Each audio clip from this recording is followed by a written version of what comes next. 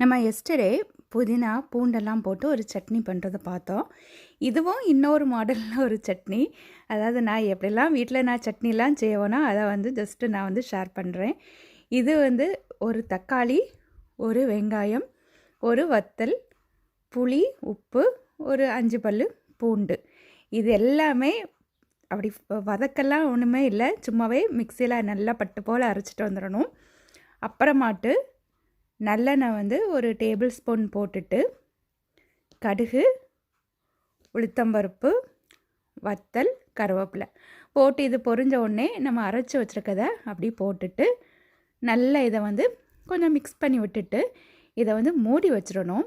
இது கலர் இந்த லைட் கலராக இருக்குல்ல, இது நல்லா குக்காகி வரும்போது நல்லா டார்க் கலராக வரும்.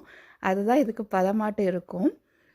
மூடி வைக்காமல் இருந்தாச்சுன்னா இது நல்லா தெளித்து வெளியே வரும். அதனால் இதை அப்படி மூடி வச்சிடணும். மூடி வச்சு நல்லா இந்த ரெட் கலராக நல்லா நமக்கு தெரியும், நமக்கு பதம் இந்த சட்னி ஆயிட்டுன்ட்டு. இந்த மாதிரி இருந்தோடனே நம்ம ஸ்டவ் ஆஃப் பண்ணிட வேண்டியது தான். இதுவும் ரொம்ப டேஸ்ட்டாக, அதாவது இந்த வெங்காயம், தக்காளி இதெல்லாம் வதக்கி பண்ணினா ஒரு டேஸ்ட்டு. இது பச்சையாக அரைச்சிட்டே நம்ம கடுகெல்லாம் தாளித்து பண்ணால் இது ஒரு டேஸ்ட்டு. ரெண்டுமே வேறு வேறு டேஸ்ட்டில் இருக்கும். இதுவும் ரொம்ப நல்லாயிருக்கும். ட்ரை பண்ணி பாருங்கள். தேங்க்யூ.